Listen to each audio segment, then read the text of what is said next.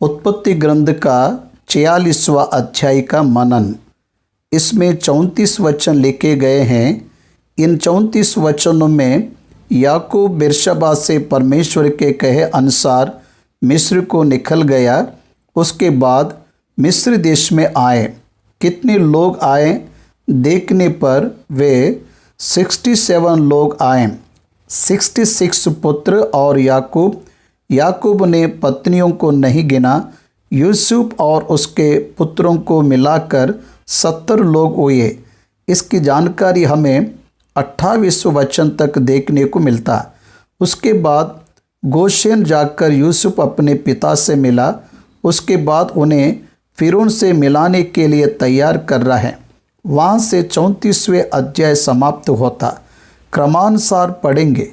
पहला वचन, तब इस्राएल अपना सब कुछ लेकर कूच करके बेर्शेबा को गया और वहाँ अपने पिता इसहाक के परमेश्वर को बलिदान चढ़ाया।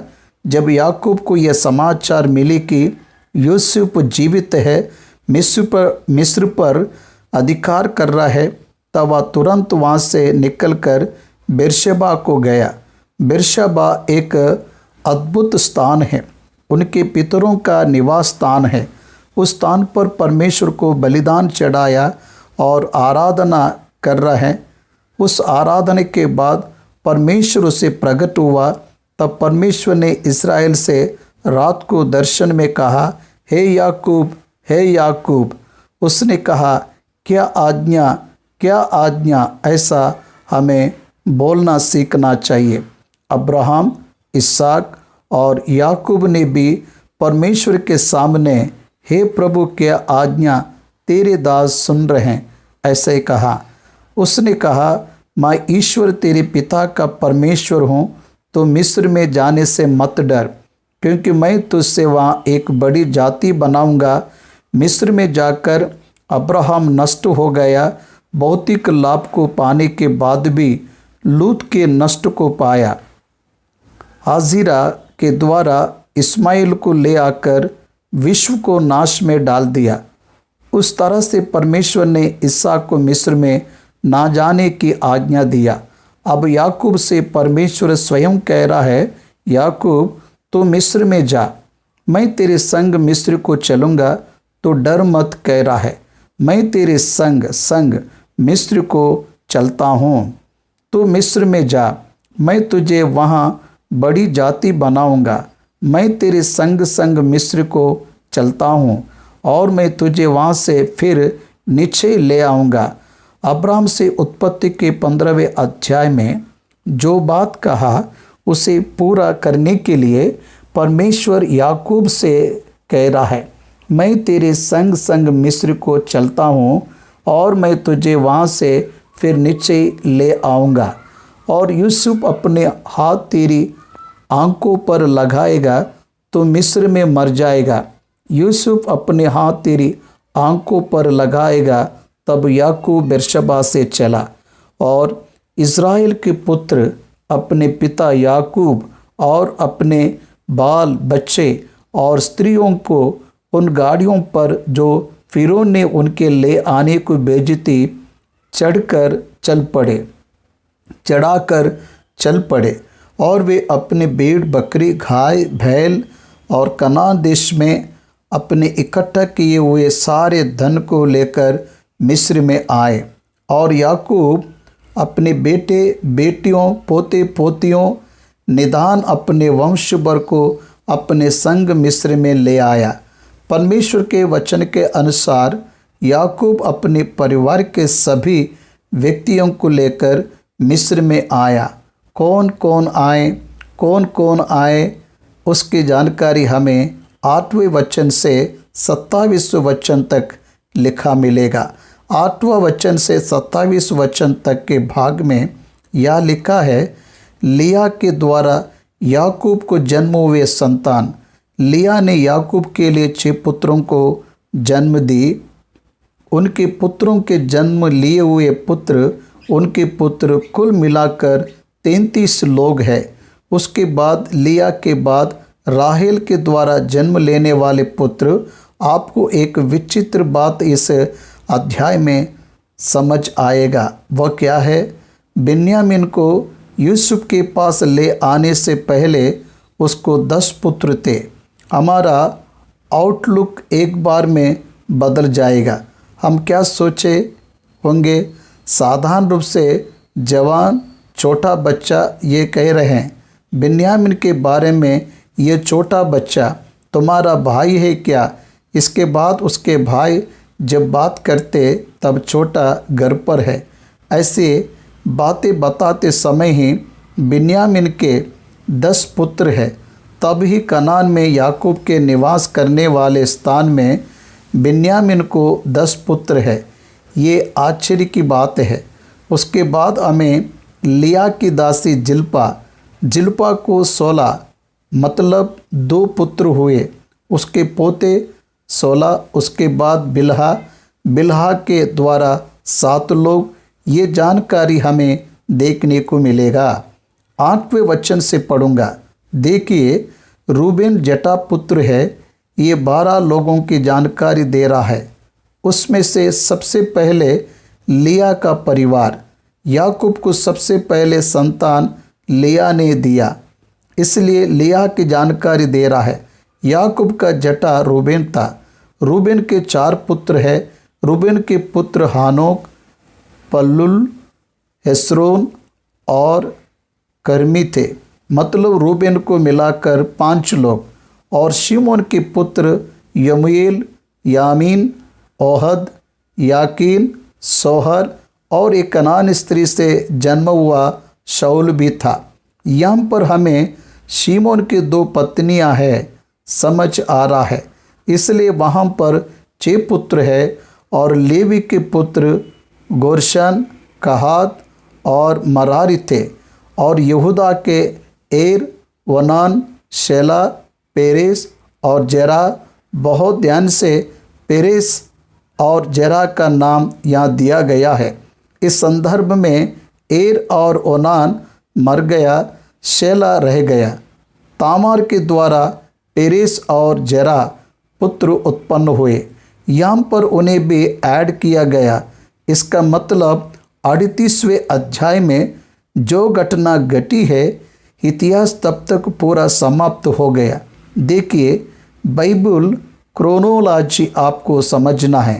क्रोनोलॉजी का मतलब है सालों से होने वाली इतिहास। जब आप समझेंगे तो याकूब मिस्र देश आने से पहले ही यहूदा के दोनों पुत्र मर गए। वह अपनी बहू तामार के द्वारा पेरेस और जेरह को जन्म दिया। वे भी इस लिस्ट में जोड़े गए और वह भी मिस्र देश में आए। 13वां वचन। और इस्साकार के पुत्र तोला, पुब्बा, योब और शिमरोन थे। और जबूलून के पुत्र सेरेद, एलोन और यहलेल थे। यह लिहा के पुत्र है। लिहा के पुत्र कहने पर जब हम यहाँ देखते हैं तो उसके पास 6 पुत्र इस्साकार और जबूलून, मतलब बिल्हा को 2 पुत्र होने के बाद, बिल्हा को पुत्र होने के बाद में दान और उसके साथ नप्ताली या बिल्हा के पुत्र है। जिल्पा का पुत्र कौन है? अशूर और गाद। हम जब यहाँ पर देखते हैं तो अशूर और गाद के जन्म लेने के बाद में इस्साकार और जबूलून का जन्म हुआ। इस तरह जब आप देखते हैं तो 6 पुत्र लिया के द्वारा जन्म हुए। लिया की पुत्री के द्वारा आए हुए पुत्र के पुत्र कौन हैं? इस्साकार के पुत्रों के बारे में 13वां वचन में लिखा गया। 14वें वचन में और जबूलून के पुत्र सेरेद, एलोन और यहलेल थे। लिया के पुत्र जो याकूब से पद्दनराम में उत्पन्न हुए थे, उनके बेटे पोते यही थे। और इनसे अधिक उसने उसके साथ एक बेटी दीना को भी जन्म दिया। यहाँ तक तो याकूब के सब वंश वाले 33 प्राणी हुए। लिया के द्वारा आए हुए संतानों में से बहुओं को छोड़कर, बेटियों को छोड़कर 33 पुरुष हमें दिखाई देते हैं।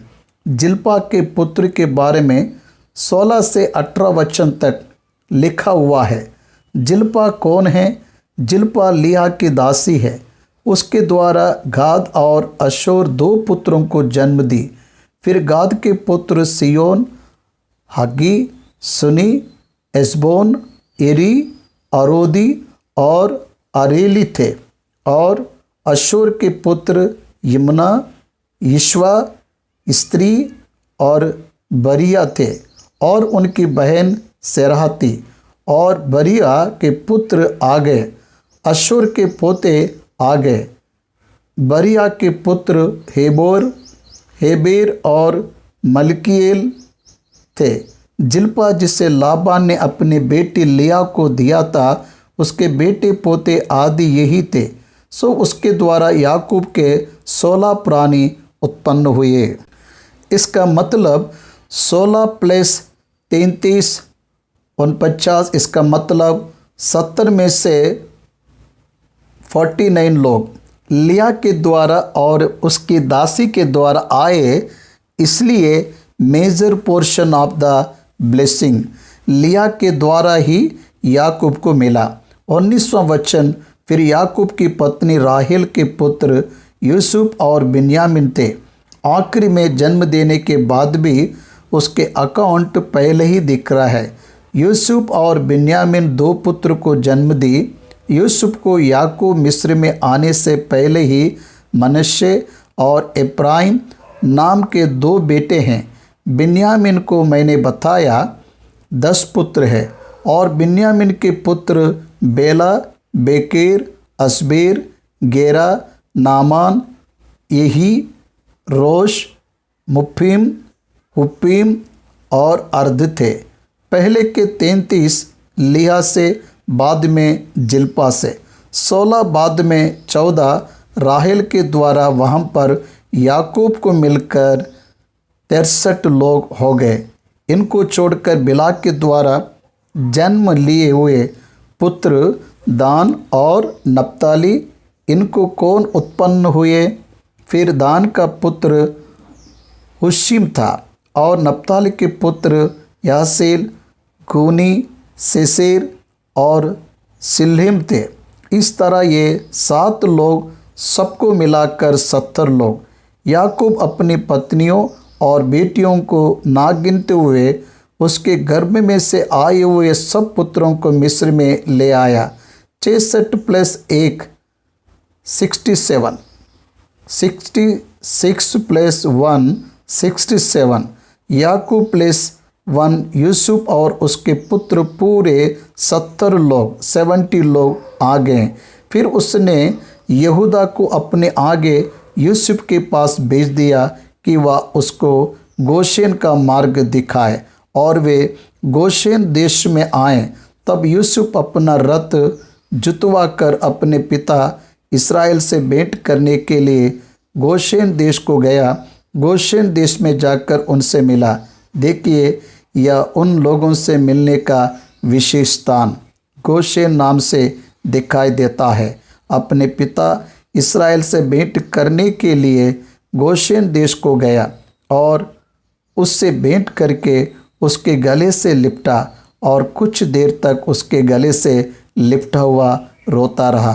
तब इस्राएल ने यूसुफ से कहा, मैं अब मरने से भी प्रसन्न हूँ, क्योंकि तुझे जीवित पाया और तेरा मुँह देख लिया। मैं फिर से बताता हूँ, मर जाएगा। ऐसा कहने के बाद 17 साल और वह जीवित रहा। तब यूसुफ ने अपनी भाइयों से और अपने पिता के घराने से कहा, मैं जाकर फिरौन को यह समाचार दूंगा कि मेरे भाई और मेरे पिता के सारे घराने के लोग जो कनान देश में रहते थे, वे मेरे पास आ गए हैं और वे लोग चरवाह हैं, क्योंकि वे पशुओं को पालते आए हैं। इसलिए वे अपनी भेड़ बकरी, गाय, बैल और जो कुछ उनका है सब ले आए। देखिए, वह कितने भी बड़ा अधिकारी क्यों ना हो, फिरौन को मैं जाकर बताता हूँ, मेरे भाई मेरे पास आए हैं, उसके परमिशन को मैं लूँगा, ऐसे कह रहा है। तब ये कहना कि तेरे दास लड़कापन से लेकर आज तक पशुओं को पालते आए हैं, वरन हमारे पुरखा भी ऐसा ही करते थे। इससे तुम गोशेन देश में रहने पाओगे, क्योंकि सब चरवाहों से मिस्र लोग गुनाह करते हैं, लेकिन वह नीचे फ़िरौन के सामने हम चरवाह हैं ये बता दिए। देखिए, वे एक समझौते में आए, फिर भी उस प्रकार से वे लोग बाद में नहीं चले। आपको 34वां वचन देखना चाहिए। तेरे दास लड़कापन से लेकर आज तक पशुओं को पालते हैं, वरन हमारे पुरखों भी वैसे ही करते हैं। इस तरह से आपको फिर उनसे सामने जवाब देना है। वह आपको परमिशन ग्रांट करना चाहिए। अधिकारी होने पर भी मैं मेरे नौकरी के धर्म के अनुसार मुझे जो निर्धारित किया गया है उस काम के लिए ही रहूँगा, लेकिन तुम्हारे निवास करने के लिए फ़िरौन को ही परमिशन देना पड़ेगा। इसलिए आप सबको जाकर बताना होगा। क्या बताना होगा? हमको पशु है, इसलिए हमें ये स्थान दो। ऐसा तुम्हें भी जाकर ये विनती करना है। इस तरह उन्हें तैयार किया। इससे 46वां अध्याय समाप्त होता है।